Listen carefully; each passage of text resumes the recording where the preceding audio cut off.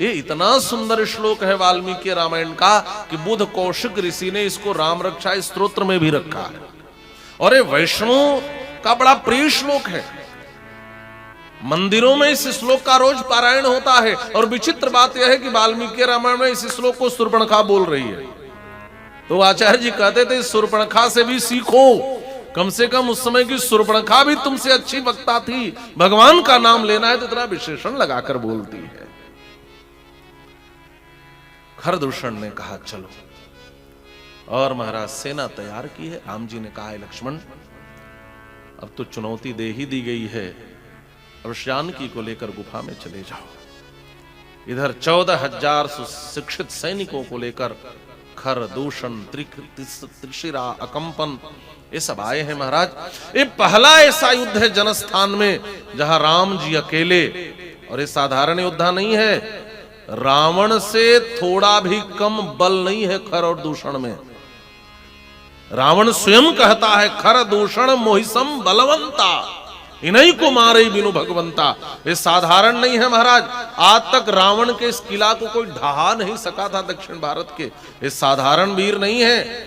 और ये सारे 14,000 सैनिकों को लेकर के आज श्री राम को मारने के लिए आए हैं। और ये पहला ऐसा युद्ध है जहां राम जी अकेले युद्ध करेंगे। ध्यान से सुनेंगे। इसके बाद जितने युद्ध होंगे सब में सहायक हैं। लखन भैया साथ होंगे, हनुमान जी साथ होंगे, बानर वीर साथ होंगे, श्री सुग्रीव जी होंगे, जांबवान जी होंगे, महेंद्र, द्विविद, अंगद, बड़े बड़े वीर साथ होंगे।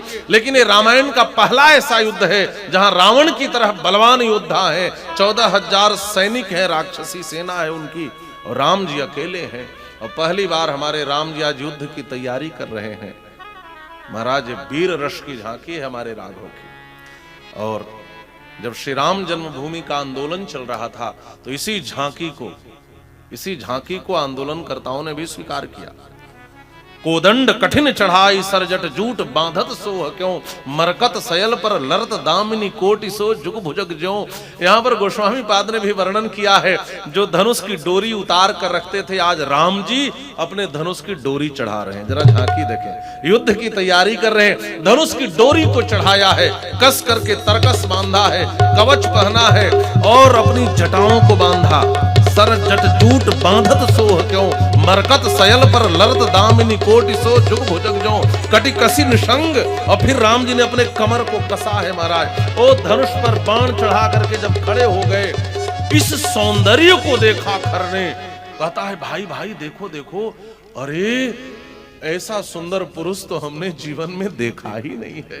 हम भरी जन्म सुनो सब भाई, देखी नहीं अस सुंदरताई, यद्यपि भगनी कीन कुरूपा, बध लायक नहीं पुरुष अनूपा। देखो तो जरा ऐसा छलकता हुआ सौंदर्य, ऐसा लावण्य, ऐसा माधुर्य, ऐसा सौंदर्य सार सर्वस्व अपने जीवन में कभी देखा है? खर ने कहा यदि यह मेरी बहन को क्रूप नहीं किया होता तो मैं तो लड़ने ही नहीं आता, और भले कुरूप कर दिया हो फिर भी हम मारने के योग्य नहीं है। हर ने ललकार कर कहा, ओ सौंदर्य सार सर्वस्व, जरा सुनो, तुम्हारे रूप को देखकर तुम्हें मारने का मन नहीं करता, जाओ तुम्हें जिंदा छोड़ दिया, बस अपनी भार्या को हमें सौंप दो। राम जी ने कहा खर, मेरे धनुष को देख करके डर लगता है, मैंने तो सुना है तुम बड़े वीर हो। अब खर क्रोधित हो गया महाराज। खर ने कहा घेर लो, मार डालो। और राम जी ने क्या हस्त लाघव प्रस्तुत किया है। अब समय कम है, राम जी ने 14,000 इन सैनिकों को तुरंत मार गिराया महाराज। त्रिशरा दौड़ा, एक बाण मारा, 3 बाण निकले, त्रिशरा के तीनों सिर काट दिया, दूषण का वध किया। और ये शूर्पणखा चिल्लाई है खर से, मारो मारो। और फिर भगवान और खर का मायावी युद्ध हुआ है खर के द्वारा, और भगवान ने इस खर का भी वध किया है।